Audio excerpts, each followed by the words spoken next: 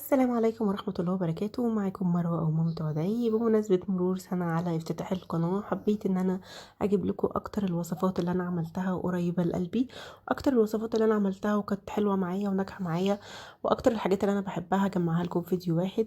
ولو أول مرة تشوفوني بليز اعملوا سبسكرايب للقناة ولايك للفيديو وفعلوا الجرس عشان يوصل لكم كل جديد. خليكم معايا. محتاجين كوبايتين دقيق سميد يكون وسط، تمام، يكون يعني ولا ناعم قوي ولا خشن قوي، فهو كده ده انسب حاجه اهو. بصوا. ومحتاجين كمان كوبايتين دقيق عادي اي نوع طبعا، اللي هو متعدد الاستخدامات او اللي هو دقيق المخبوزات. ومحتاجين كمان كوبايه سمنه على زيت. دي كوبايه سمنه على زيت، انا سيحت السمنه وحطيت كملتها بالزيت. ونص كوبايه سكر ونص كوبايه ميه دافيه. طيب انا هعمل ايه في الاول؟ هحط كده الميه الدافيه على السكر، تمام. ومحتاجه طبعا اللي هو الكيس الخميره. هفتح كيس الخميره. طبعا الميه هنا على السكر اهو، وهفتح كيس الخميره وافضيه، تمام. وبعدين اقلبه واسيبه شويه. انا بحب بصراحه الخميره على السكر، واقلبه واسيبه شويه ان هي عشان تخمر، واتاكد طبعا ان الخميره بتاعتي شغاله. بصوا الطريقه دي بجد احسن طريقه ممكن تجربوها، وهتطلع معاكم الحجازيه فعلا تحفه. وكل اللي جاي الحجازيه عندي قال لي ان هي طريقتها حلوه، بيبقوا عايزين الطريقه، فانا قررت ان انا اعمل لكم الفيديو ده، تمام. اهو انا كده بقلب الخميره. هقلب الخميره كويس واسيبها تخمر شويه عقبال ما اكمل بقيه الحاجه بتاعتي. هتفضلي تقلبي في الخميره بس كويس عشان السكر يدوب على قد ما تقدري، عشان ما يكونش فيها سكر ناشف في الحجازيه فتتحرق من تحت. حاولي تدوبيه على قد ما تقدري. الميه الدافيه اصلا بتدوب اي حاجه، تمام. طيب انا كده هنا دوبت الخميره بتاعتي، هسيبها شويه. طيب انا كده خلاص خلصت الخميره. هجيب البوله بتاعتي اللي انا هعجن فيها، تمام. دي البوله اللي انا هعجن فيها. هحط فيها كوبايتين الدقيق اللي هي المكونات الجافه اللي عندي، تمام. كوبايتين الدقيق، وعندي كوبايتين السميد، تمام. واعمل ايه بقى فيهم؟ طبعا احنا بنحط رشه ملح كسنه. هحط رشه ملح خفيفه عليهم.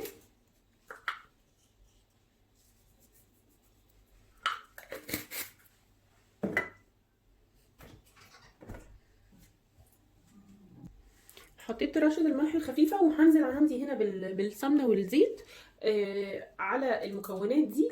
وابدا ان انا يعني اخليهم عاملين زي الرمله المبلوله كده، تمام. ان انا زي ما بتبسي الكحك، يعني طبعا انت كانك بتبسيه كده. حاولي تخلي كل ذره من الدقيق تجيلها سمنه او زيت. طبعا السمنه هنا بتختلف، يعني بتفرق معاكي لما بتكون نوعيه سمنه نظيفه، تمام. ممكن تحطي كوبايه زيت لو ما عندكيش سمنه، كوبايه زيت كامله، او تحطي كوبايه سمنه كامله زي ما انت عايزه، مفيش مشكله. بس الاحسن ان انت تحطي سمنه على زيت، عشان الزيت بيقرمشها شويه، بيخليها يعني فيها قرمشه شويه، والسمنه بتديها الريحه كده والقوام الحلو. بلاش زبده، عشان الزبده بيكون فيها نسبه ميه، وهي ممكن تعجن مع نسبه الميه، تمام، بتطريها اكتر. فخليكي في السمنه.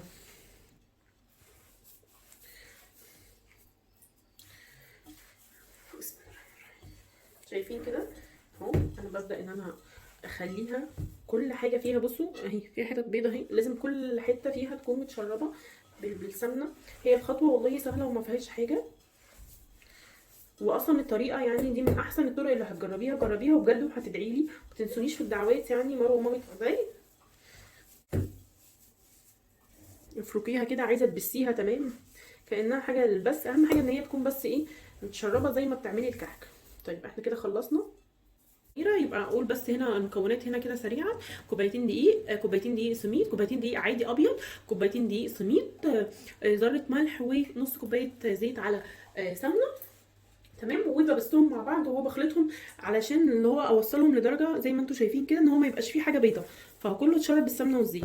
طيب دي نص كوبايه سكر على نص كوبايه ميه على كيس خميره فوريه. وابدا انزل كده واحده واحده.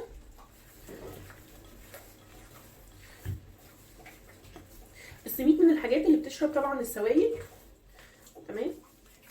تبداي تعجني كده في الاول هتحسي ان العجينه طريه كده وتقولي ايه ده دي باظت مني، دي طرت جدا وكده. لا، هو السميد دلوقتي هيتشرب كل السوائل. هي نص كوبايه ميه كويسه، ممكن لو احتجتي تزودي تمام تاني مفيش مشكله تزودي. حسيتي ان هي طرت قوي معاكي بعد ما تفضلي ان انت تخلصي فيها، حبيتي ان انت تزودي شويه دقيق، شويه دقيق سميد برده مفيش مشكله. يعني المهم ان انت توصلي لقوام العجينه المظبوط. طبعا انا هو بقلب فيها وهوريكم ايه هو القوام المظبوط اللي انا بوصل له عشان تكون حلوه معاكي وتكون ناشفه. طبعا انت اول ما بتسويها بتبقى في الاول خالص بتبقى ناشفه شويه، وبعد كده يعني بصوا معايا كده اهو القوام بتاع العجينه. هي القوام بتاع العجينه بينشف، يعني كل ما بيقعد طبعا بينشف غير لما كنت حطاها. شايفين القوام؟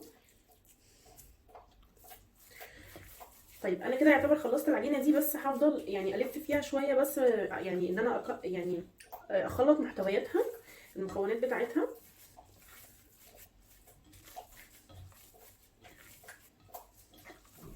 وبعدين اسيبها تخمر. يعني انا بعملها بصراحه لما بصحى من النوم وبسويها بالليل وباكلها تاني يوم، او ممكن بالليل لما تبرد خالص. يعني اعمليها الصبح وانتي صاحيه، عشان يعني لو عملتيها بالليل وسبتيها تخمر لغايه الصبح ريحه الخميره بتبقى جامده فيها بصراحه وما بتكونش كويسه، يعني بتديها كده ريحه مش حلوه. فالاحسن ان انتي تخمريها يعني وانتي صاحيه. يعني ابدأي بيها يومك ان انت تعمليها قبل بدايه اكلك. يعني انا لسه النهارده الصبح اهو لسه ما هبدا اعمل اكلي، فبدات ان انا اعمل الحجازيه الاول وممكن تنفعني بالليل للعشاء وتاني يوم للفطار. تمام، يبقى انا عندي كده خلاص الحجازيه. بصوا كده اهي، بصوا القوام بتاعها. دي قوام العجينه كده المظبوطه، اخده سمنه كويسه، اخده ميتها كويسه، انا مش محتاجه اكتر من كده. دي طريقه حلواني من يعني من المحلات المشهوره، المحلات الحلوانيه المشهوره. اعطاني السر بتاعها واعطاني تجربتها، وانا عملتها كذا مره بصراحه يعني وجربتها وكانت حلوه جدا جدا جدا وبجد، وجربوها هتعجبكم. ودي من احسن. نيجي بقى للحشوه. انا هنا عندي 3/4 كوبايه سكر. السكر طبعا حسب الرغبه اللي انت عايزاها، بس 3/4 كوبايه سكر يعتبر السكر بتاعها هيبقى كويس. عندي هنا كوبايه سميد، ممكن تستخدمي نص كوبايه، كوبايه الا ربع، نص كوبايه. هو كل ما بتزودي في السميد كل ما الحشوه بتاعتك بتطلع كويسه، يعني ان هي عاليه. فانا بحب بصراحه ان الحشوه تطلع كويسه. فهنا جبت عندي كوبايه من السميد، وعندي هنا معلقتين قرفه مع معلقه كاكاو. ممكن تستخدمي كاكاو خام، انا هنا استخدمت نسكويك على حسب الحاجه المتاحه عندي. وعندك هنا ربع كوبايه ميه. طيب انا لما بجهز العجينه وبجهز الحشوه مع بعض وبعدين بسيبهم، وبعدين ببدا ان انا اشوف يعني اللي ورايا ايه كمان 3 4 ساعات، وبعدين ببدا ان انا اعمل الحجازيه. تمام. عايزه اقول لكم برده على حاجه. دي اللي انا استخدمته هو اللي هو دوبيلا. تمام، هو دي اللي هو السميد او البسبوسه اللي هو دي اللي هو السالمونيلا. تمام، ده اللي انا بستخدمه بصراحه. هو كويس وبيطلع معايا الحاجه كويسه، وبصراحه بيبقى نظيف احسن طبعا من ان انت تجيبي سايب. بس انت برده لو مفيش امكانيات وجبتي سايب برده بتطلع حلوه مفيش مشكله. يبقى انا عندي هنا هنزل بالسكر على دي السميد اللي هي المكونات الجافه مع بعض، وابدا ان انا اقلبهم، وابدا كمان انزل كده بالثلاث معالق قرفه مع معلقه كاكاو. تمام، لازم تخلي هنا السميد اللي هو الحشوه تخليها مظبوطه عامله زي الرمله المبلوله. يعني ان هي تبقى منديه كده، حاجه خفيفه، ما تبقاش اللي هي طريه قوي، لان لو هي طريه قوي اولا مش هتتفرد معاكم، وتاني حاجه وهي في التسويه هتخلي الحجازيه الميه دي بتتبخر وبتنزل بتطلع في الحجازيه او بتنزل في الجزء اللي هو يعني هي بين البنين، هي بتبقى حشو في النص فبتنزل في القعر او تطلع فوق بتخليها طريه. فبتخلي الحجازيه بصراحه مش حلوه. هي حلاوه الحجازيه ان هي بتبقى يعني فيها يعني حته ناشفه كده، اللي هي يعني الطعم نفسه بتاع الحجازيه مش طريه، هي مش قرص ولا حاجه طريه. لا، هي الطريقه دي بتخليها ان هي القرمشه اللي هي بتاعت الحجازيه المظبوطه. انا ببدا ان انا احط كده تمام ميه كده واحده واحده، وابدا اقلب بالمعلقه. تمام، دي في الميه كده شويه شويه. هي ربع كوبايه ميه تقريبا يعني تبقى مظبوطه فيها. ما تحطيش الميه كلها مره واحده، انزلي كده حاجه، عودي نفسك ان انت تنزلي بالحاجه واحده واحده، ما تنزليش بيها مره واحده. تمام،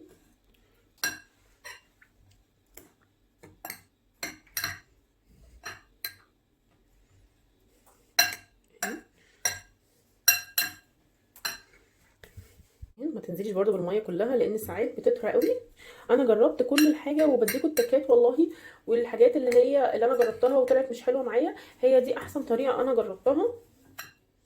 تمام، قلبيها، ما تطرهاش قوي يا جماعه والله مش بتبقى حلوه. لو باظت منكم ممكن تزودوا شويه دقيق سميد، يعني مش هيحصل حاجه لو حسيتيها ان هي طارت منك. طيب هي الوصفه دي بتاخد قد ايه دقيق سميد؟ هي تقريبا بتاخد نص كيلو، يعني انت لو عايزه تجيبي نص كيلو سايب من عند العطار فهي بتاخد نص كيلو.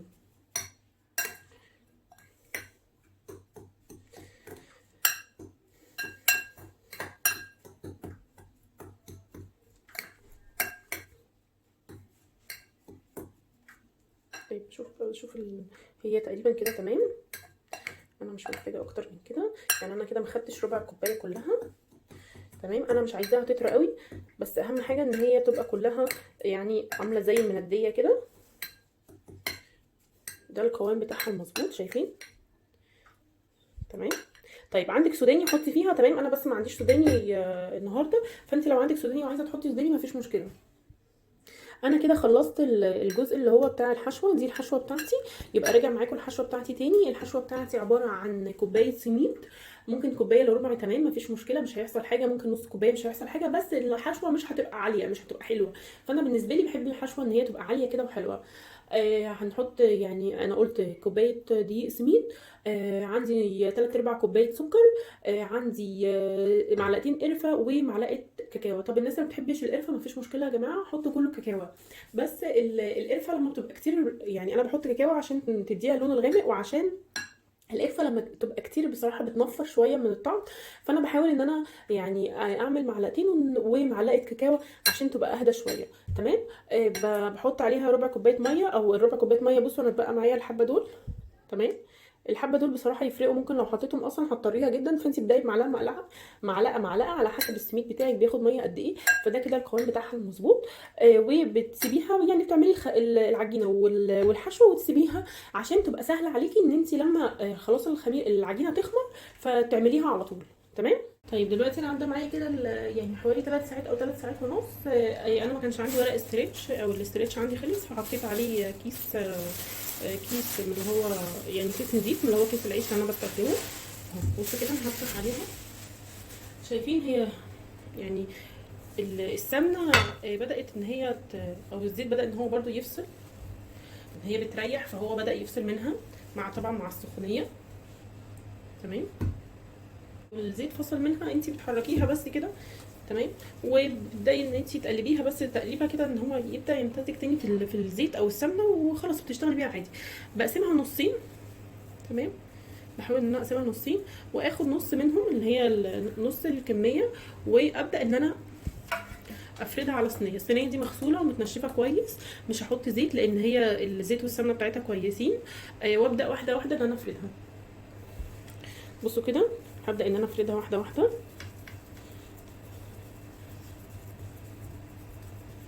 تمام،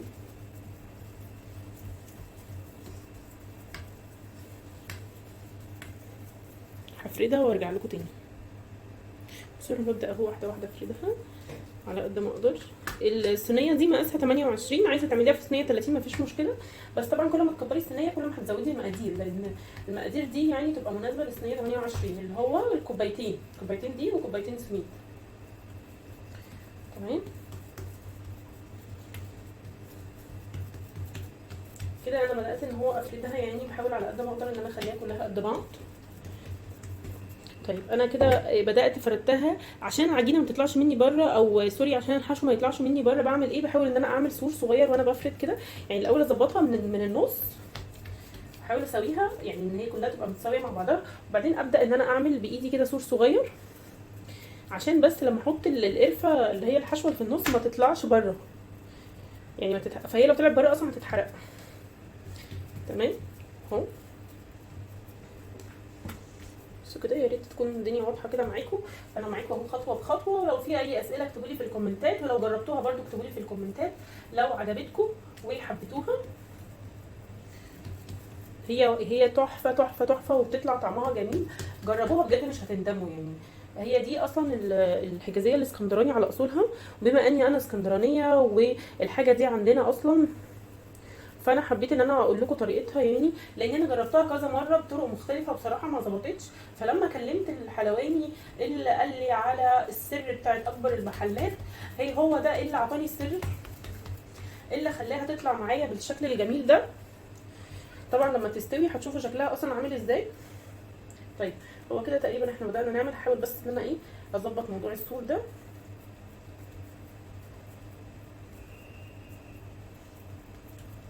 تمام تمام.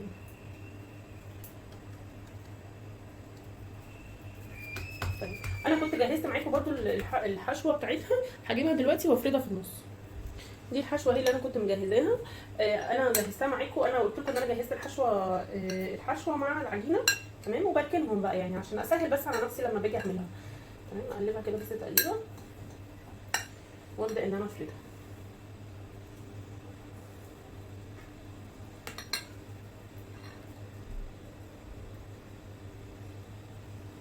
ابعد بس على قد ما اقدر عن الاطراف. احاول اخلي الحشوه في النص. لو عندكم سوداني حطوا سوداني، السوداني بيبقى جميل معاها. انا حاليا بصراحه ما عنديش سوداني، بس انا بعملها ساعات بالسوداني. تمام. وزعي كده على قد ما تقدري. بصي سهله معاكي ازاي، لان هي مش طريه، لكن لو طريه هتبقى عامله زي العجينه وهي بتتفرد، فمش هتبقى حلوه معاكي. تمام. حاولوا بس نوزعها على قد ما نقدر كده تبقى على الاطراف كده. الحشوه بتاعتها هتطلع حلوه كده لان انا هستخدمها كوبايه سميد.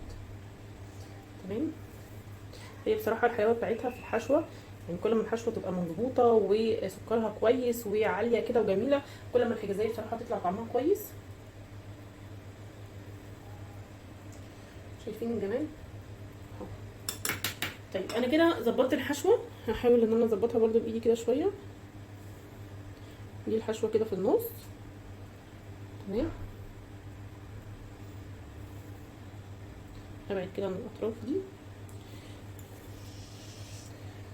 انا دلوقتي عايزه اعمل بقى الطبقه اللي فوق. هعمل ايه؟ انا كده دي جهزتها خلاص. هحطها بقى كده على جنب واجيب صينيه زيها. انا عندي الصواني دي اصلا صواني البيتزا. تمام. هجيب صينيه كده اللي هي مقاس 28 وادهنها نقطه زيت صغيره، وابدا افرد عليها نص العجينه اللي هي الباقيه، نقطه زيت كده صغيره اهو.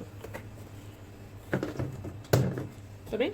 وادهنها كده عشان بس ما تلزقش معايا، عشان وانا بنزلها تبقى وهي تنزل تبقى سلسه. تمام. طيب ما عندكيش صينيه مفيش مشكله، اكيد الموضوع مش هيوقفنا يعني. هتفرديه على كيس يكون نضيف عندك يعني كده من اكياس الثلاجه، تفتحيه وتفرديه عليه. ما عندكيش اكياس هتفرديها في صينيه ان شاء الله، في صينيه يعني اي صينيه مدوره عندك، حتى لو صينيه تقديم مثلا. ما عندكيش صينيه تقديم هتفرديها على ورقه زبده. اي حاجه تقدري ان انت تفرديها عليها مفيش مشكله، هتقدري ان انت تفرديها عليها. مفيش حاجه يا جماعه توقفنا، وكلنا نشتغل بالامكانيات اللي عندنا. ولما ربنا يكرمنا كلنا هنجيب احسن امكانيات في الدنيا طبعا لمطبخنا. تمام. هبدا واحده واحده كده. بسم الله الرحمن الرحيم. وابدا افردها. احاول افردها على قد ما اقدر. ليه بفردها على ظهر صينيه؟ عشان هي لو انا خدتها وفردتها على الحجازيه كده على طول وشها مش هتطلع مظبوط، هتطلع فيها حتت متقطعه، وهتطلع يعني مش هتطلع مظبوطه خالص، حتى في تقطيعتها وشكلها مش هتطلع مظبوطه. لكن لما انا بفردها في صينيه بتبقى الى حد ما، يعني الى حد كبير، يعني بنسبه مثلا 90% بيبقى الشكل مظبوط. تمام. انا بحاول هنا اجمع برده كده. هي تخينه طبعا من النص، تبداي تدوسي عليها وعلى اطرافها، بتحاولي تعمليها على قد الصينيه بالظبط عشان تطلع تحطيها عليها اهو. افردي على قد ما تقدري وظبطيها. بصوا انا مش عارفه انتوا سامعين ولا لا، انا ابني بيعيط بس هو قاعد مع باباه. يعني هو ده اللي بيأخرني يعني في عمل الفيديوهات ليكوا. وافكار كتير قوي موجوده عندي ووصفات كتير قوي حلوه وجميله، بس عشان لسه صغير ما كملش السنه، فطبعا بيبقى محتاج مني اهتمام ورعايه عن الاطفال العاديه طبعا اللي هي اكبر من السن ده. تمام. ربنا يا رب يخليكم ولادكم كلهم، وما تشوفوش ابدا في ولادكم حاجه وحشه يا رب. شايفين الصينيه اهي؟ انا عملتها اهو على قد ما قدرت. احاول اظبطها بس عشان لما اقلبها تبقى مظبوطه.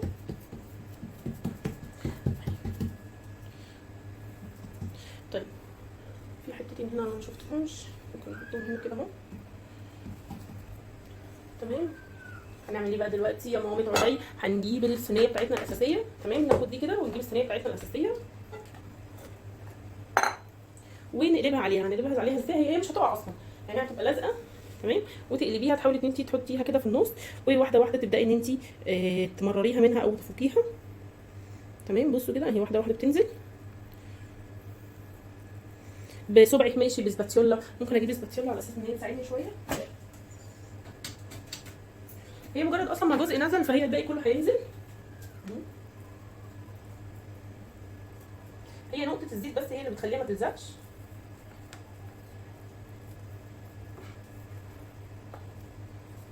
بصوا طلعت جميله معايا ازاي، شايفينها؟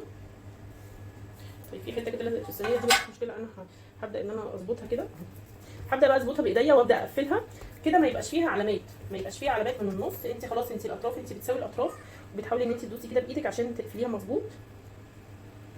تمام، ما تبقاش فيها اي حاجه كده من الاطراف. والله يا جماعه طعمها تحفه، جربوها جربوها جربوها، مش هتندموا، وهتعملوها على طول وسهله يعني، مش بتاخد وقت. يعني انت لو عملتيها زي ما انا قلت لك، لو عملتيها الصبح وانت قبل ما تعملي اكلك، وبعد كده سبتيها مثلا العشاء او الافطار تاني يوم، بعد ما خلصتي اكلك رحتي عاملاها، مش هتاخد منك وقت ولا مجهود. لكن اللي بياخد مننا وقت ان احنا بنعمل الحاجه ونفضل بقى مستنيين تخمر. لا انت حطيها وسيبيها، سيبيها تخمر على مهلها. تمام. بصوا هظبطها برده عشان تطلع مظبوطه معايا، هظبطها كده بالاسباتيولا عشان تطلع شكلها حلو من الاطراف.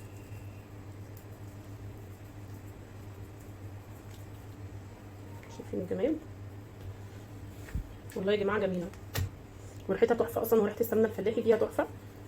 اعمليها برده على حسب امكانياتك، يعني مش هجبرك ان انت تعملي بسمنه فلاحي او سمنه عموما، ممكن تعمليها بزيت، ممكن ان انت تعمليها عادي بسمنه، اي سمنه من اللي موجوده في السوق، بس طبعا السمنه الفلاحي حاجه ثانيه خالص.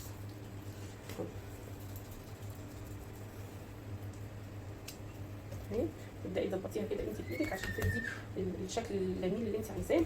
طيب الحاجه زي دي بتتقطع قبل ما تخش الفرن؟ بتتقطع قبل ما تخش الفرن. طيب انا كده عموما خلصت وسويتها بايدي على قد ما اقدر. ممكن تجيبي شوكه مثلا وتجمليها بيها او تزينيها بيها، يعني كشكل اللي هو الاسكندراني ان احنا بنعملها بشوكه. تمام.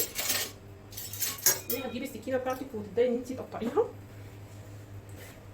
هناخد كده بالشوكه كده واحده واحده كده بسم الله. تمام، نعمل لها شكل كده خفيف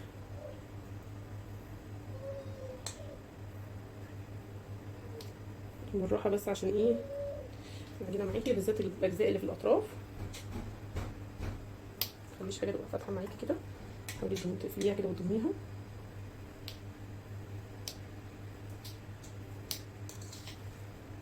موضوع التشكيل ده زي ما انت حابه، يعني هو مش حاجه جماليه كده، يعني انت حابه تعمليه تمام، حابه تديها بالشوكه كده وتغرزيها بالنص مفيش مشكله، دي حاجه خاصه بيكي انت.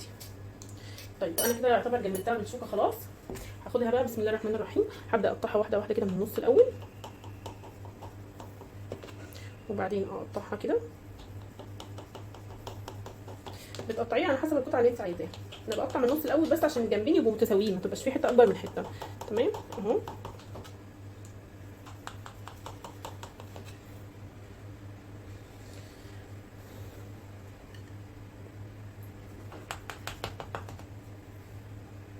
بالراحه كده بس ايه وتدهنيها. طيب احنا هنا الشكل الاسكندراني بيعملها سمبوكسه، انا عايزه اعملها كده سمبوكسات على قد ما اقدر.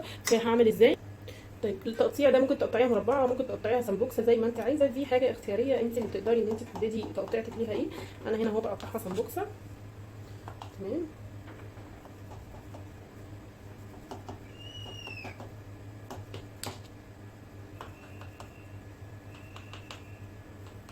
بحاول ان انا اقطع القطع متساويه على حسب الصينيه طبعا.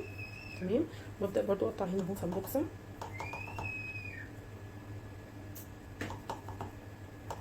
لان الصينيه بتبقى عريضه من حتت وبتبقى في حتت تانية بتبقى كنزه، فانت ممكن يعني قطعه قطعه كده او يعني لاين كده تبداي ان انت تقطعيه وعلى حسب ما انت عايزه. انا كده اعتبر قطعتها كده كويسه بالنسبه لي. تمام. بصوا شكلها اهي وهي متقطعه، بس شكلها جميل ازاي.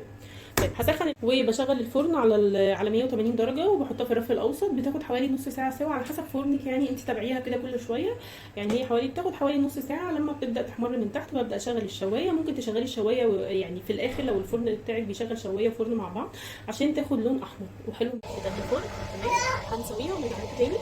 الحجازيه بتاعتي خلاص بردت وطلعتها من الفرن، طلعت من الفرن وسبتها شويه تبرد. بصوا شكلها جميل ازاي، لونها ذهبي، لونها حلو جدا. انا هبدا اسلكها كده بالسكينه واحده واحده عشان يعني تبقى سهله معايا في التقطيع. تمام. هي زي بعد ما طلعت من الفرن بصوا عامله ازاي. تمام. هي بتبرد، بس كل ما بتبرد كل ما تبقى احسن. السمك فوق تقريبا قريب من تحت، والحجازيه بصراحه جميله، والسوا بتاعها من تحت ومن فوق جميله. بالهنا والشفا على قلبكم، تكوني انت عاملاها في البيت وتكوني مميزه فيها. بصراحه وصفه الايس كريم دي انا بعملها من سنين سنين السنين يعني، وتحفه، وكل اللي بيدوقها عندي بيحبها جدا. هقول لكم كل التكات وكل الحاجات اللي انا بقدمها في الوصفه دي، ويلا بينا نبدا الفيديو. زي ما انتم شايفين كده انا بستخدم ايس كريم دريم. تمام. بنكهات مختلفة، بنكهة الفانيليا، وعندي بنكهة المانجا. تمام. وعندي بطعم كمان اللي هو بنكهة الفراولة. في كمان واحد رابع اللي هو بالشوكولاتة، بس هو مش عندي حاليا. بس انا برضو هقول لكم التكة بتاعت الشوكولاتة لو حابين ان انتوا برضو تعملوها، لاني بصراحة عندي جوزي ما بيحبش الحاجات اللي هي فيها شوكولاتة، بس انا بعملها لما بيكون حد جاي لي. طيب الوصفه دي سهله جدا يا جماعه، والله العظيم جربوها بجد بجد بجد هتعجبكم. باكت الايس كريم انا كنت بجيبه الاول ب6 جنيه، دلوقتي هو الباكت ب10 جنيه. ببقى بس محتاجه باكت واحد. تمام. او لو عندك بقى كميه انت عايزه مثلا يعني تعملي كميه او حد جايلك، طبعا لو كذا عندك كذا يعني كذا يعني كذا نكهه، فانت مش محتاجه ان انت تجيبي يعني مش محتاجه تجيبي كميه يعني. لكن لو عندك ضيوف كتير هاتي بقى باكو باكوين كده يعني. انا بحتاج بس معايا لبن يكون ساقع. انا بستخدم لبن المراعي. تمام. ممكن تستخدمي اي لبن عادي مفيش مشكله، ممكن تستخدمي لبن بودره، بس في الفانيليا اللبن البودره مش بيكون حلو يعني. ممكن تستخدمي في اي فليفر تاني غير الفانيليا، يعني اي نكهه تاني غير الفانيليا، لكن الفانيليا باللبن الطبيعي بيبقى احسن. انا هبدا معاكم اول حاجه طبعا بالفانيليا. تمام. هفتح الكيس اهو.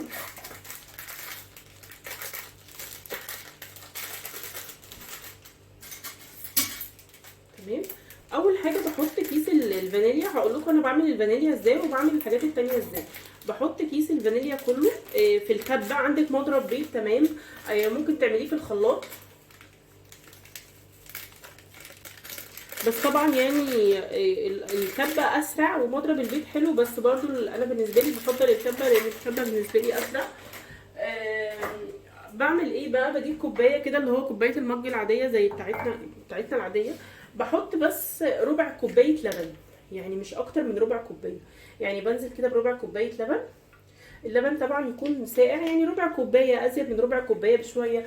هو الخطوات الموجوده او طريقه العمل الايس كريم الموجوده على العبوه نفسها بيقول لك كوبايه لبن. انا الاول بستخدم حوالي ربع كوبايه، ربع كوبايه وشويه، يعني زي ما تيجي معايا. بحط كده. تمام. وببدا اضربها لغايه لما تدخل خالص، يعني ببدا كده اللي هو احط الكبه بتاعتي اهو. تمام. وببدا اضربها لغايه لما الاقي الايس كريم بتاعي تاكل خالص.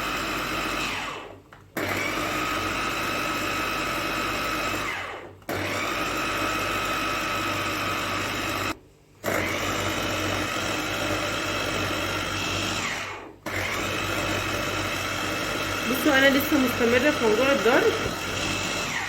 تمام. بصوا كده انا هوريه لكم برده، يعني انا هفتح. بصوا كده هو تقل، شايفينه من جوه. تمام. تقيل جدا يعني. بصوا هو تقيل اصلا، تقيل خالص اهو. شايفين القوام بتاع الايس كريم تقيل. طيب انا ببدا بقى خلاص، وانا القوام تقل معايا ببدا ازود لبن تاني. يعني عايزه لو انتوا عايزين اعملها لكم بالمعيار خليني اعملها لكم بالمعيار، لان انا اصلا عشان متعوده على الايس كريم فببدا ازود حاجه حاجه، او يعني باخدها بالويم كده، ان انا ببدا ازود شويه شويه. يعني مثلا لو احنا كنا حاطين كوبايه، ابدا احط مثلا ربع كوبايه تاني. تمام. اهو ابدا ازود واحده واحده كده واضرب، يعني ازود حاجه بسيطه واضرب، ازود حاجه بسيطه واضرب لغايه لما احس ان القوام بقى حلو معايا. يعني هو تقريبا بياخد كوبايه، عايزين تعايروا كوبايه وتاخدوا منها واحده واحده مفيش مشكله.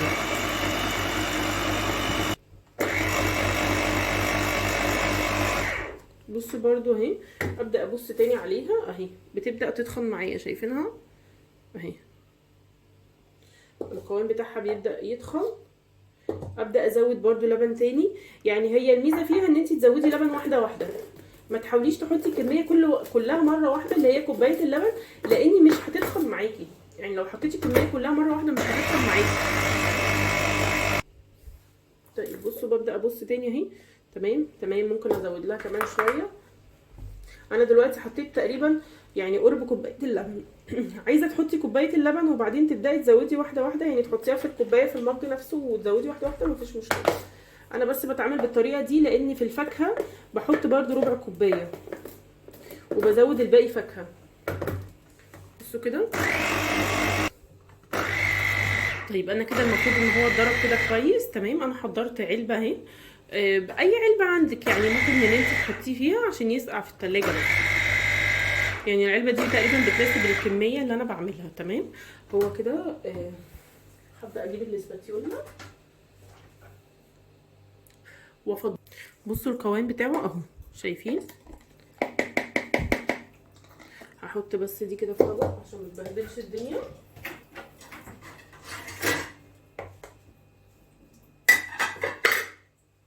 تمام، بصوا القوام بتاعه هو كده، قوامه كويس، شايفين؟ هو لما بيخش التلاجة بقى بيتخن. طيب انا اول حاجه ببدا بصراحه بالفانيليا، لاني ممكن بعد كده يعني من غير ما اغسل الكبه اعمل اي حاجه تاني. يعني مثلا ممكن احط الفراوله دلوقتي مع الفانيليا، يعني على نفس الحاجه بتاعت الفانيليا. لكن لو حطيت فراوله وعوزت بعد كده احط مانجا فبضطر ان انا اغسل طبعا الكبه. تمام، يعني دي كده اول علبه جهزت عندي. اللي تجهز عندك تدخليها الفريزر. تمام، اهي جهزت عندي كده هي العلبه. تمام، وهدخلها الفريزر دلوقتي واعمل اللي بعديها. طيب ايه اللي بعديها؟ هبدا بالفراوله عشان المانجا عندي انا بحفظ المانجا بصراحه في التلاجة اهي. بصوا شايفين المانجا؟ بحفظها في كيسه كده وزي ما هي، فلسه عايزه تتفضى وتتفك في الميكرويف. فهعمل دلوقتي هعمل الفراوله اهي. تمام، هاخد كيس الفراوله اهو. لو حطيتي الفراوله على الفانيليا مفيش مشكله، لكن لو حطيتي كنتي عامله فراوله وحطيتي مانجا لا، لازم تغسلي الكبه. عشان كده انا ببدا بالفانيليا الاول. طيب هنزل بكيس الفراوله. تمام اهو. وبعد كده اخد معايا ربع كوبايه لبن. يعني ربع كوبايه وشويه، يعني يا دوبك تتخن بس معايا. يعني الضربه الاولى او التكايه في ان هي تتخن. لو حطيتي الكوبايه كلها مش هتتخن، هتبقى صايصه خالص. تمام، وبعدين احط اهو الغطا.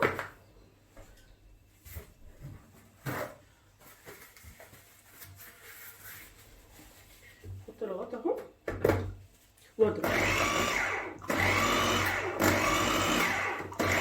بصي اتحولت اللون اللي هو ايه، اللون الاحمر ده، او اللون اللي هو الروز، لون الفراوله.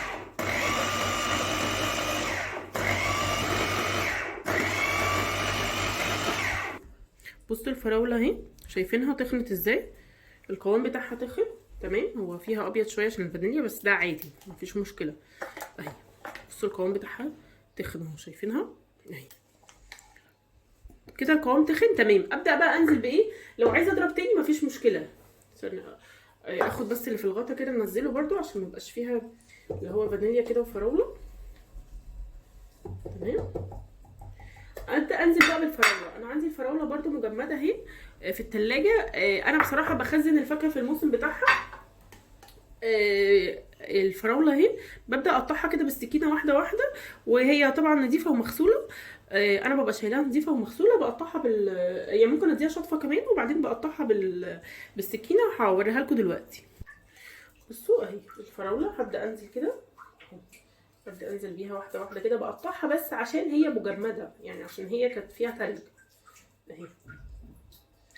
بحط فراوله بصراحه لما تعملي حاجه بالفاكهه بتاعتها بتدي طعم يا جماعه والله العظيم رهيب رهيب، خطيره يعني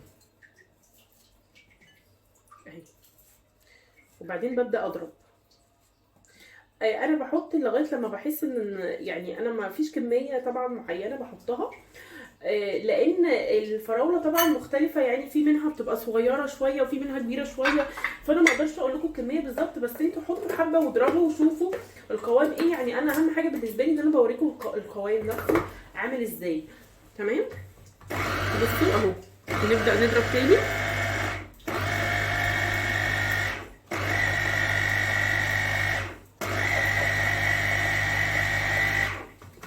بصوا اوريها لكم اهي، بصوا بقت عامله ازاي اهي. عايزه تتضرب برده تاني، ممكن احط فراوله تاني، اضرب تاني وبعدين احط فراوله تاني. الفراوله بيبقى فيها زي يعني حاجه كده اللي هو يعني ليها طعم كده مختلف كده، والفراولايه نفسها بيبقى فيها حاجات زي مقرقشه كده، اللي هو يعني بتدي طعم والله العظيم كانك عاملاها اصلا، يعني كانها بيور بفاكهه طبيعيه من غير ولا بودره ولا حاجه. في ناس بتعمل الايس كريم ده بالزبادي وكريم جانتيه والحاجات دي، بصراحه انا دي احسن طريقه انا جربتها. اصلا الكريم جانتيه كمان غالي، يعني انتوا عارفين طبعا سعر الكريم جانتيه في السوق طبعا كتير. دي احسن حاجه انا جربتها.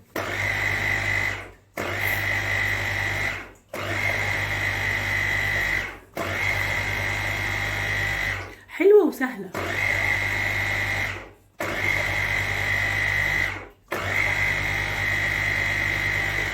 طيب انا ضربت اهو تمام، هبص كده اهو تمام. عايزه ازود تاني هكمل بقيه الفراوله اللي انا طلعتها مفيش مشكله اهي. طبعا الفراوله اللي انت طلعتيها دي عشان هي مجمده بيكون فيها نسبه ميه، لان انتوا عارفين اي حاجه بتخش الفريزر بيبقى فيها نسبه ميه اهي. تمام اهي، بصوا شكلها تحفه ازاي. طيب انت ممكن كمان لو انت عايزه، يعني لو عندك فراوله برضو تاني ممكن تقطعي قطع فراوله صغيره في التقديم وتحطيها فيها، بتدي برضو يعني حاجه حلوه. بس انا بصراحه ساعات بقطع وساعات ما بقطعش، يعني بحبها مضروبه عادي مفيش مشكله فيها. طيب انا تقريبا كده خلصت ضرب. هي يا جماعه والله العظيم الموضوع كله يعني في الثلاث ايس كريمات بياخد حوالي مثلا ربع ساعه بالكتير، يعني كل نكهه مثلا بتاخد لها حوالي مثلا 5 دقايق. والضرب فعلا بالكبه، يعني انا جربته اسهل حاجه في الكبه. يعني اللي حصل معايا ان انا جربت الكبه ان مضرب البيت كان عند ماما، انا بعملها من سنين يعني، فمضرب البيت كان عند ماما كان فيه مشكله وكان زي بيطلع شراره كده، فقلت طب ما اجربها في الكبه. انا كنت بعملها ايام ما كنت مخطوبه، وكان خطيبي اللي هو جوزي دلوقتي كان بيعشقها، وكل حد بيجي عندي في البيت يعني بيحبها جدا جدا. يعني لما بعمل الايس كريم ده في البيت كان بيبقى تحفه. طبعا هي الدنيا غلت كلها، يعني مش هو الباكت ب10 جنيه بس كل حاجه غلت.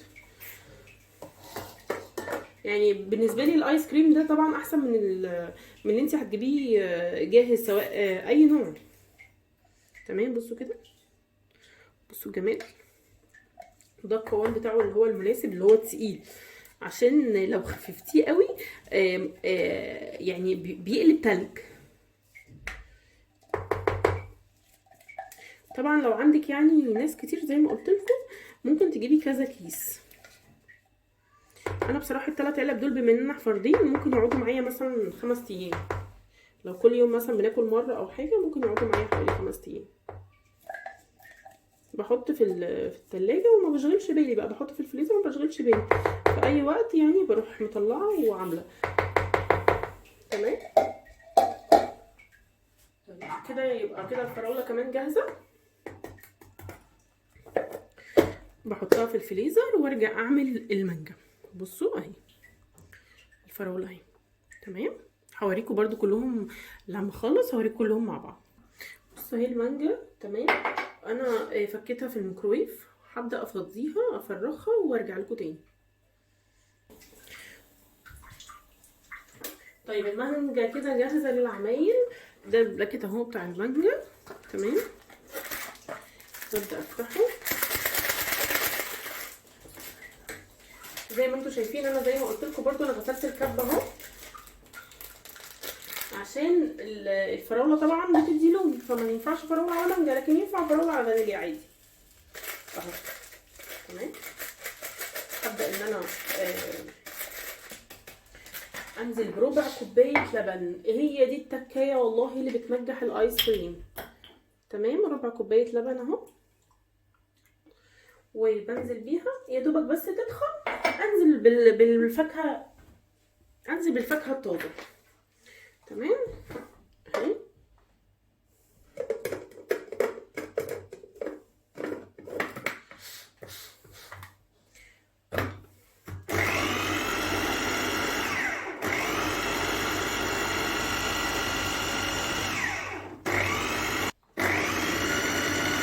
طيب انا ضربت اهو، بس انا بفصل الفيديو طبعا في الضرب. بصوا ماسك ازاي، شايفينه؟ هو انا كده هو ده القوام اللي انا عايزاه. انا بحط شويه لبن عشان اوصل للقوام ده اللي هو يعني يندمج مع بعضه كده. طيب ببدا بقى ان انا احط ايه، المانجا بتاعتي اهو، واحده واحده. انزل كده بشويه مانجا. تمام، اسيب بس دول اضرب وارجع احط بقيه المانجا تاني.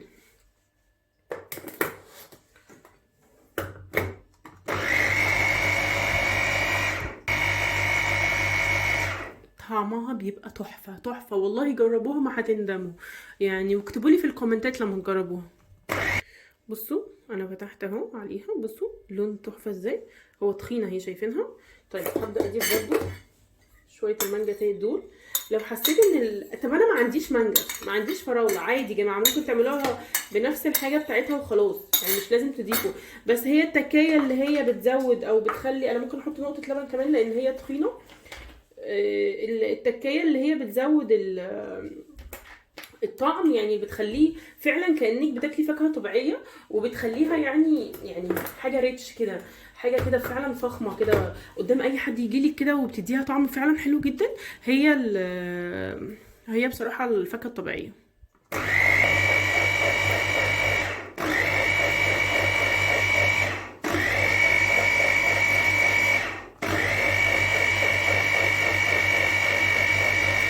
طيب تقريبا انا كده خلاص خلصت، اتاكد بس منها. تمام، هي كده يعتبر اندمجت كده مع بعض. بجيب العلبه بتاعتي. تمام، دي العلب اللي انا بستخدمها، دي علب ايقيه. لو عندك اي علبه، المهم ان هي تبقى بغطا، بس ان انت يعني ايه وانت بتستخدميها بس يعني ان هي ما تخش الفريزر طبعا من غير غطا. عشان هي طبعا اولا بتبقى سايله عشان ما تتدلقش، وعشان كمان الفريزر ما يعملش عليها تلج. تمام. طيب اهي العلبه اهي بتاعتي، و افك كده، بحاول انزل كده عشان ما اضيعش بصراحه ولا نقطه ايس كريم منها. هي بتبقى تحفه والله العظيم، بتبقى جميله. بصوا قوام اهو شايفينه، بصوا اللون تحفه. بصوا هي تقريبا انا عندي بتملى تقريبا العلب دي، يعني بتبقى نفس حجم العلب دي. طيب انا بسيبها قد ايه في الفريزر؟ يعني بسيبها مش اقل من حوالي 4 ل 5 ساعات. يعني لو جايلك ضيوف مثلا الساعه 7 بالليل، قومي الصبح اعمليها على الساعه 10، او يعني من 10 ل 12 مثلا، وسيبيها براحتها في الفريزر، لان هي طبعا كل ما بتجمد كل ما تبقى احسن. ممكن تقدميها على ايه؟ ممكن تقدميها على كاستر، ممكن تقدميها على رز بلبن، ممكن تقدميها على لوحدها كده عادي 3 بولات ايس كريم بس. انا بصراحه بحب يعني ساعات اقدمها كده، وساعات بقدمها مع الرز بلبن او الكاستر. تمام اهي دي العلبه خلاص. هاخد بس هنا كمان الجزء اللي هنا ده هنزله معايا. بصوا ده اللون قبل ما، اللون الفاتح ده اللون اللي هو قبل ما اضيف عليه المانجا، كان فاتح. اللي غمقها كده وخلى لونها كده هو المانجا. تمام، هنضيف كده الباقي كده، ما نسيبش. هي الفكره من حلاوتها، الواحد فعلا بيبقى مش عايز يسيب ولا فتفوته، عايز يستغل كل الحاجات الموجوده، لان فعلا طعمها بيبقى تحفه. بدمجها كده واحط عليها الغطا خلاص.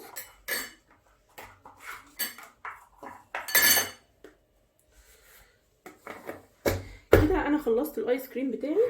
هوريكم الثلاثه اللي انا خلصتهم مع بعض.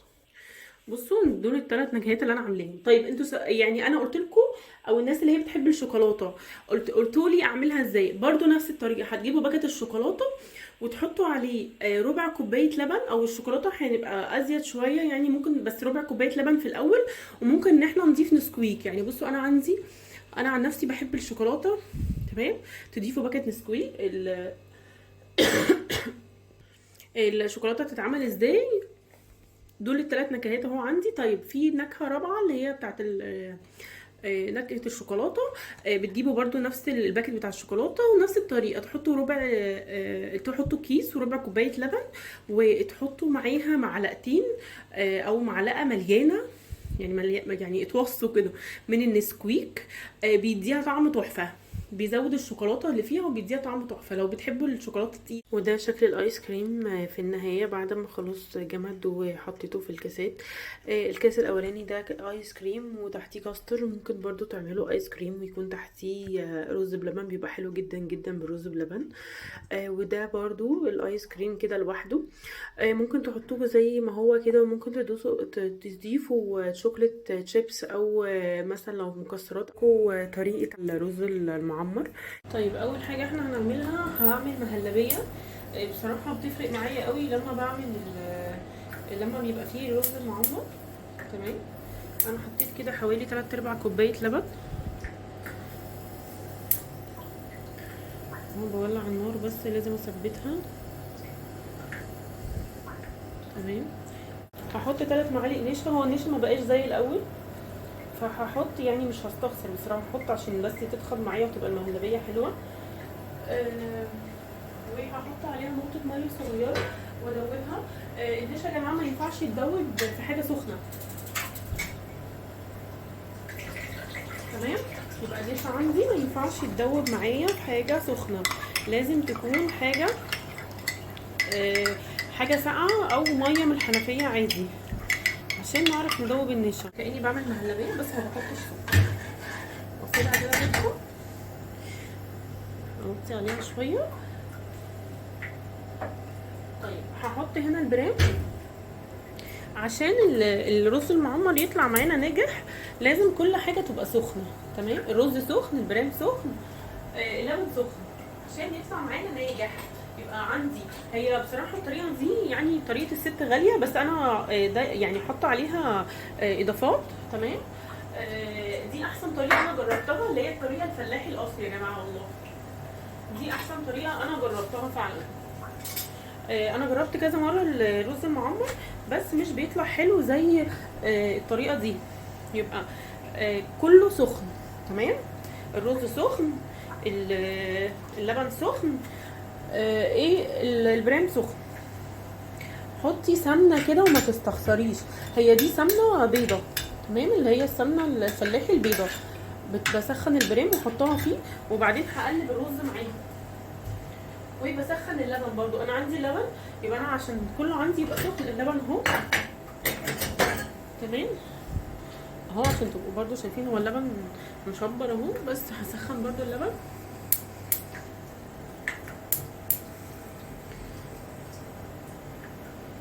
تمام، عشان كله معايا يبقى سخن. المهلبيه اهو هبدا اقلبها. تمام، هي بتبدا تتخن، هو ده اللي انا عايزاه، ان هي تتخن. بصوا كده تتخن معايا كده عشان تعمل لي وش حلو. وممكن احط عليها برضو حته سمنه اهي. تمام، هي تخنت اهي المهلبيه دي، بتعمل وش بقى طعمه خرافه. هي انا قلت لكم هي دي طريقه الست غاليه، بس بصراحه هي دي عليها اضافات يعني، لكن هو قصه ان كل حاجه سخنه دي طريقه الست غاليه. تمام، انا كده طفيت عليها، هي المهلبيه اهي تخنت، شايفينها اهي. هسيبها واسيب بقى ايه الحاجه هنا تسخن. اسخن البرام اهو، اسيح فيه السمنه وادعك فيه السمنه كله اهو. ممكن اجيب الفرشه وادعك البرام اهو من الجنب كده كله اهو بالسمنه. سوري. تمام، شويه عليه سمنه كده من الجنب اهو. يسخن انزل عليه بالرز.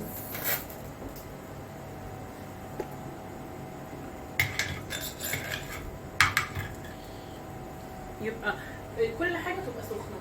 الرز ده قد ايه على حسب يعني طبعا البرام بتاعي، البرام بتاعي هنا مش صغير قوي، وانا بعمل الاكل بصراحه لنفرين، فهنا عندي الرز بتاعي ده كوبايتين. تمام، انزل بالرز اهو.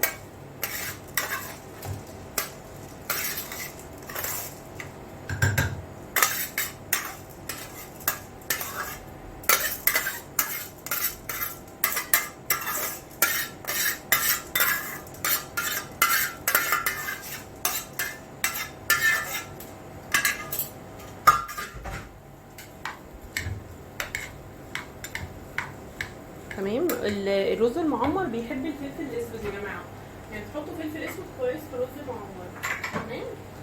اللبن اهو بيغلي معايا، انا هحط فيه حته سمنه برضو. تمام، هحط في اللبن حته سمنه و وهحط عليه نقطه برضو فلفل اسود ونقطه ملح.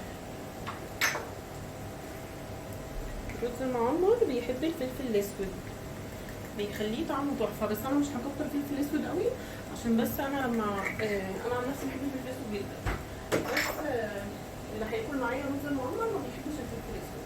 تمام. هحط برضو نقطه ملح صغيره في اللبن.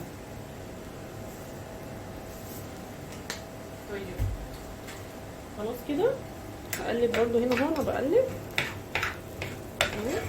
اهو عشان تبقى الحاجه سخنه وجميله. لو عايزه تعمليها في حاجه لوحدها تمام مفيش مشكله. طيب انا كده هطفي على الرز، هاخد بقى اللبن بيغلي اهو. هاخد اللبن اهو. تمام، زي ما انتم شايفين اهو جواه السمنه والفلفل الاسود، شايفين؟ طيب اللبن جواه السمنه اهو والفلفل الاسود، هقلبه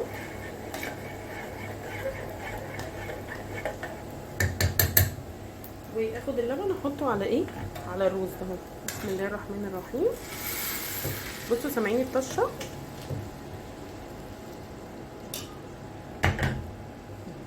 بصوا السمنه اهي بتطلع على الوش. تمام.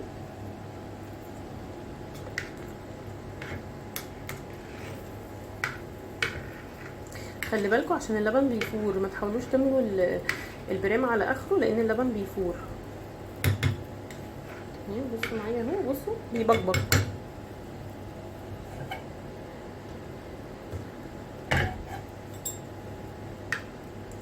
طيب هو الدنيا كده معايا تمام. هعمل ايه تاني؟ هحط المهلبيه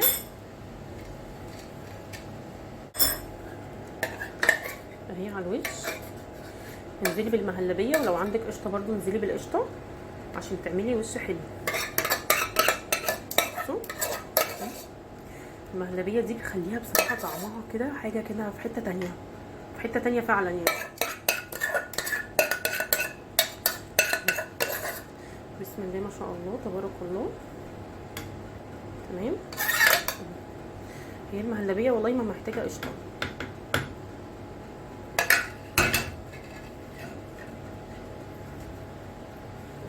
هحط برضو ايه جزء من القشطه كده على الوش اهو، بس والله هي ما محتاجه. تمام. اعذروني بقى لو في حاجه عندي ما بقتش مظبوطه.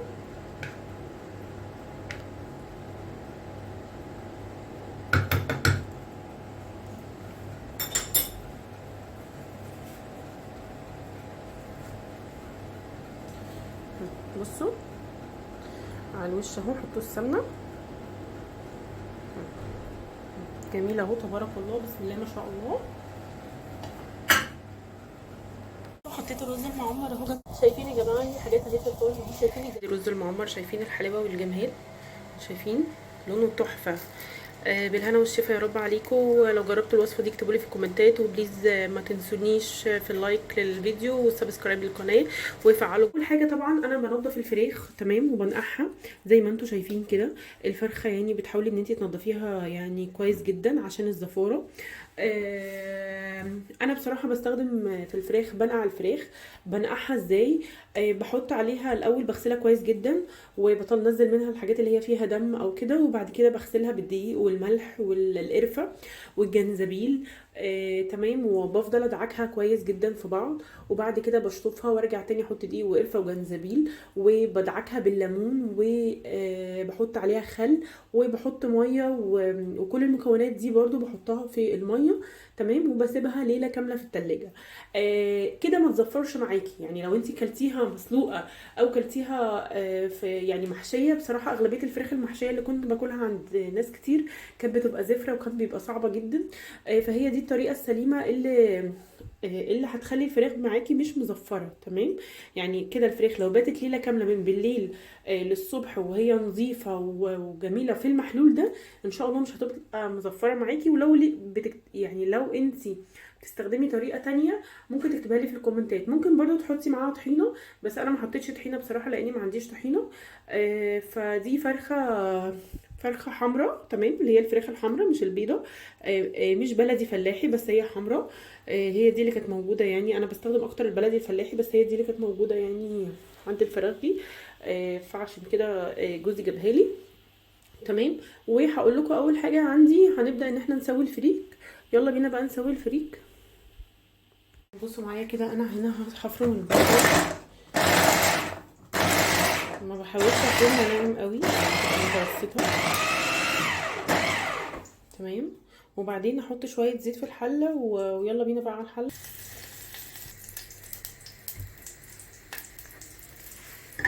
انا هنا اهو حطيت البصل، تمام، وهبدا ان انا يعني احركه كده او اشوحه في شويه الزيت. طيب انا بحط ايه مع البصل؟ بحط ورق لورا. تمام، انا بصراحه بحب ورق لورا مع اغلبيه الحاجات عشان بتدي ريحه حلوه. بحط بهارات فراخ، يعني حوالي نص معلقه صغيره بهارات فراخ. تمام اهي، بتفرق جدا في الطعم مع الفريك. بفتح حبهان كده. تمام، بفتح حبهان كده واحطه.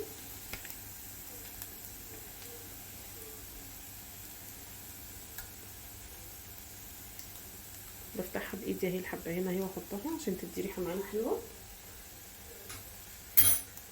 وبحط شويه ملح، شويه ملح صغيرين. وبعدين لما عشان بس الفريك ما الدنيا هنا ما تلزقش. تمام،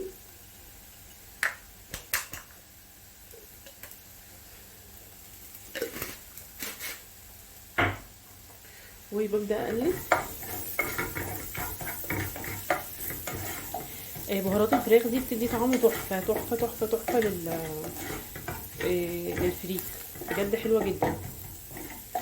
تمام، ببدا انزل بقى، هي البصله عندي يعني اتحمرت شويه، ببدا انزل عندي بالفريك. الفريك عندي يعني دول حوالي نص كوبايه منقوعين. تمام،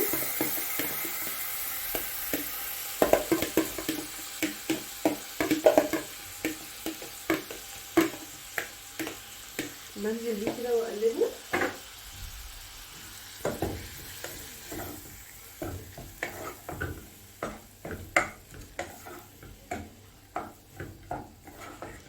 عشان اشربه من الحاجات الموجوده. الفريك بيستوى زي الرز. انا في العادي بعاير، بس هنا عشان كنت عامله كوبايه رز وخدت منها يعني كوبايه فريك عليها كوبايه رز. حط شويه ميه سخنه، هو لازم الميه تبقى سخنه عشان ما يعجنش مننا. تمام، وبعدين ازود برضو حبه كمان واسيبه لما يغلي واغطي عليه واحط عليه شياطه من تحت زي الرز بالظبط. تمام، اظبط بس الملح بتاعه، هو كده محتاج شويه ملح صغيرين. احط الملح اهو. تمام، الملح بس عندي عشان البرطمان بتاعي خلص. ده كان اخر الملح اللي عندي. تمام، اسيبه يغلي زي الرز، اسيبه يغلي واوطي عليه واحط الشياطه. تمام، واسيبه بقى واغطيه لغايه لما يستوي. اول ما يستوي هنبدا بقى نتعامل في الفراخ. هو غلى معانا اهو. تمام، هوطي هنا مطرح ما قلبت اتبهدلت، واحط الفريك. تمام، واغطي احط الفريك واغطي عليه خلاص. هو مش محتاجه حاجه تاني. تمام، وهسيبه بقى لغايه لما يستوي. بحب احط خضار تحت الفراخ. تمام، بصراحه بيبقى طعمها حلو والفراخ بتنزل الايدام بتاعتها عليها كلها. ما بحطش كميه كبيره، على حسب بقى مثلا انت عندك مثلا ولاد فانت عامله فراخ وعايزه معاها خضار بتحطيها برده في الكيس الحراري. بصراحه بتبقى حلوه. تمام، بقطع البصل اهو. تمام، يعني انا ما بحطش كميه كبيره لان احنا نفرين بس. يعني لو انت مثلا عندك ولاد وعندك عزومه وعندك كميه كبيره حطي مع الفراخ، بصراحه بيبقى طعمها حلو. ممكن تعملي الخضار ده لوحده. انا دي طريقه الخضار اللي انا اصلا بعملها في الكيس الحراري لوحدها. تمام،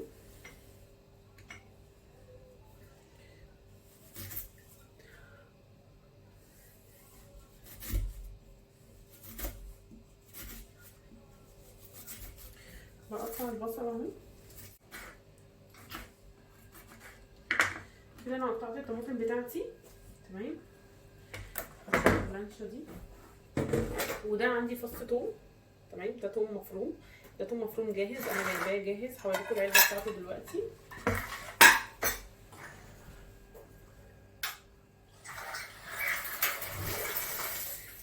بصوا كده، هوريكم التوم المفروم.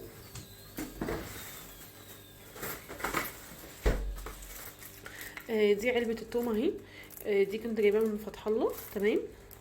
هي عباره عن كيسه كده فيها فصوص توم. بس هو يعني انا مش عاجبني ان لونه بس مغير، لكن هو اصلا يعني بصراحه بيسخن الاكل وسريع وسهل بالنسبه لي جدا. هنحط بقى على الحاجات دي البهارات بتاعتها. هنحط حبهان تمام. هفتح الحبهان كده بالسكينه.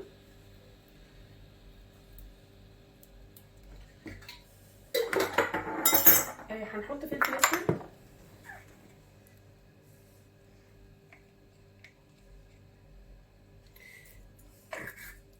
هحط هنا توم باودر اهو تمام. البهارات الموجوده عندي بقى هحط بصل باودر او توم باودر، هحط جنزبيل، وممكن كمان ان انا طبعا الملح طبعا الحاجه الاساسيه. هملح عندي اهو منها الريحه بتاعتها الحلوه. اخلط المكونات دي كلها كده مع بعض، الثوم بالبصل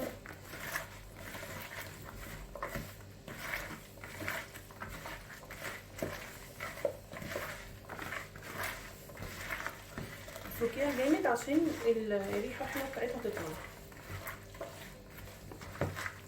بزله جاهزه انا كنت جايباها من فتح الله، بزله جاهزه عموما من عند اي حد بتاع خضار.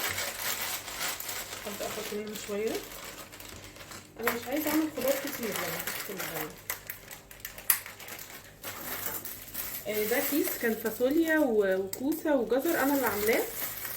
هفضيه كله هفضيه كله عليهم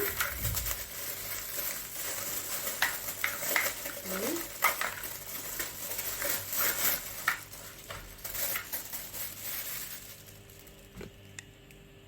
انا كده حطيت الخضار اهو تمام، وعندي بطاطس كمان اهو قطعتها مكعبات وحطيتها. وهنبدا بقى نعمل الفراخ. طبعا الفراخ عندنا اهي متنضفه وزي الفل تمام. انا شطفتها شطفه كمان، ممكن تشطفيها وتسيبيها تصفي ما يبقاش فيها ميه. عايزه تحطيها في مصفى تمام، تحطيها في طبق تمام. هعمل ايه؟ هاخد الفريك كده واحده واحده. الفريك طبعا معانا اهو طبعا طبعا هو سخن تمام. هاخد الفريك كده واحده واحده وابدا احشي الفريك. الحاجات اللي هي في الفريك طبعا انا بشيلها، اللي انا حطيتها الحبهان والحاجات اللي انا حطيتها تمام. هبدا اهو احشي الفرخه واحده واحده. ما تحاولوش تملوا الفراخ قوي على اخرها، عشان كده الحاجه دي بتتملى تاني. الفريخ يبقى طري شويه، ما تخلوش ناشف تمام. يبقى طري شويه ويكون فيه اصلا ميه، لان كده اصلا هو بيعلى بينفش تاني مع الفراخ مع سوى الفريخ تمام.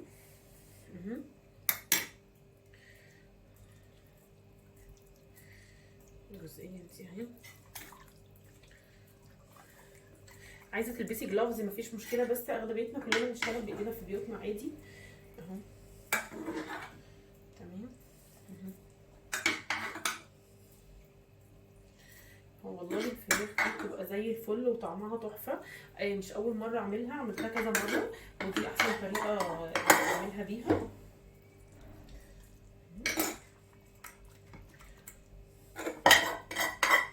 بصي الفريك يا دوبك على القد تمام. في مشكله ان انا اقفلها مثلا بخيط، براحتك عايزه تقفليها بخيط تمام، بس محدش بيخيط دلوقتي يعني. الخيط اكتر في الفراخ المسلوقه بتبقى حلوه، اللي هي بتتحط في الشوربه، لكن الخله بتتفتح. لكن دي هتطلع مقفوله ما فيهاش اي مشكله. هقفل اهو بالخله تمام. اديها واحدتين كده، هي مش هتتفتح ان شاء الله. تمام. من هنا كمان اديها واحده كده.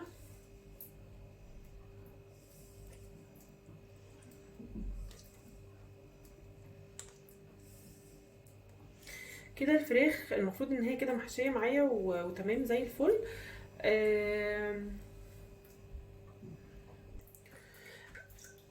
كده الفراخ محشيه معايا. طب انا هدخلها الكيس الحراري بالمنظر ده؟ لا، انا مش هدخلها الكيس الحراري كده. انا هعمل لها يعني من فوق كده، هحط لها شويه حاجات عشان تبقى شكلها كده محمره. هجيب طبق تمام، واجيب الكاتشب. عندك كاتشب، عندك صلصه، تمام، ما تصعبيش على نفسك. احط شويه كاتشب كده حلوين. تمام. وابدا بقى احط بهارات.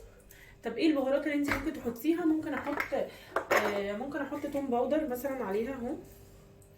تمام، حاجه بسيطه. ممكن احط فلفل اسود. تمام، فلفل اسود. جنزبيل.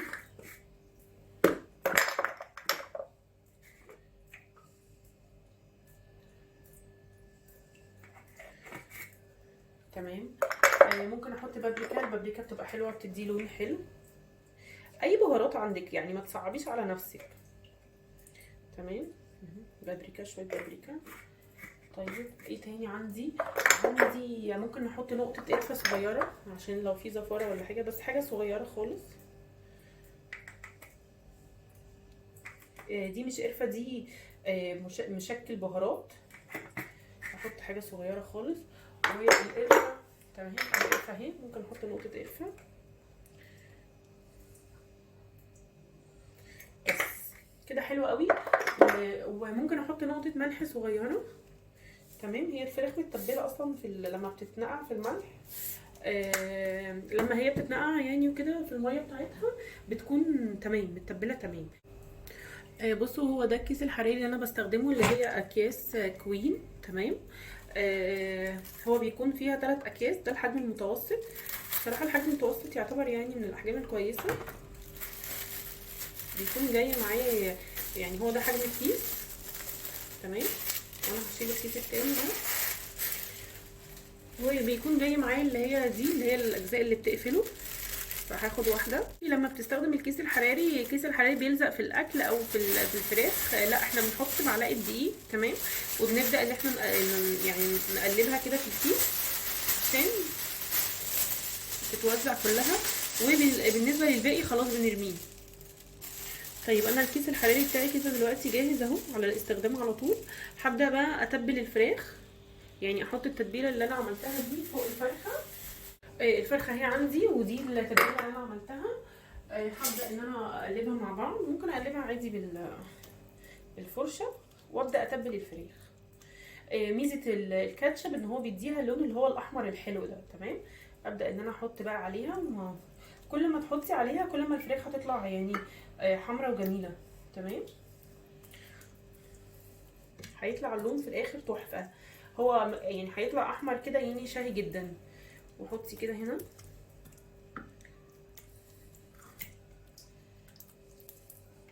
تمام. في الجناب. وتقلبي الفرخه كده. اوبا. تقلبي الفرخه كده وتحطي في ظهرها.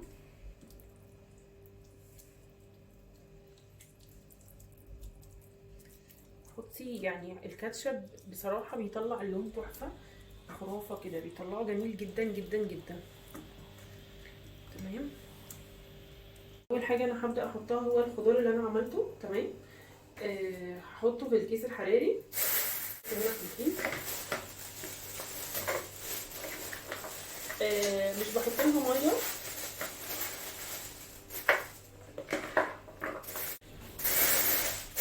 هبدا احط اهو في الكيس قدامكم.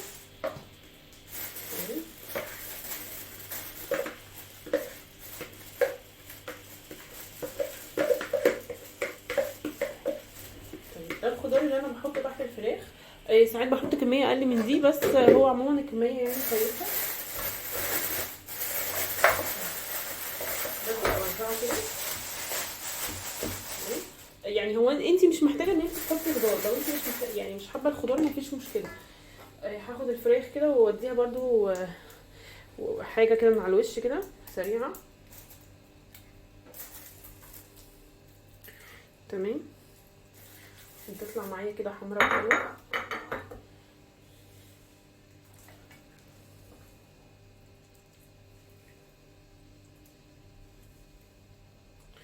بصراحه الفراخ دي ما بتطلعش زفره خالص وبتطلع تجنن يعني. احط بقى الفرخه دي هنا. تمام، خلاص انا كده يعتبر خلصت الفراخ اللي هي في الكيس الحراري كده، وهقفلها. تمام، انا كده خلصتها. هبدا ان انا اقفلها.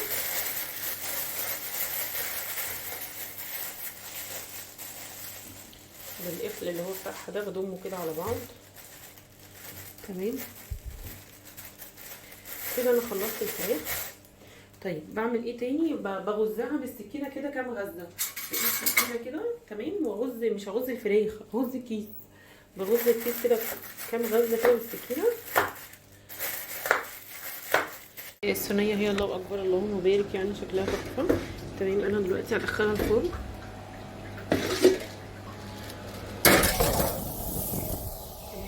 الفراخ اهي في الفرن، ولما تستوي هوريها لكم.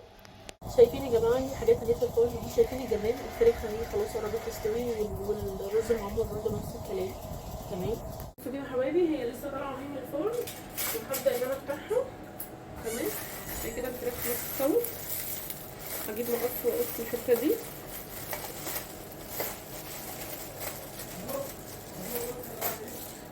بصوا الفراخ زي الفل،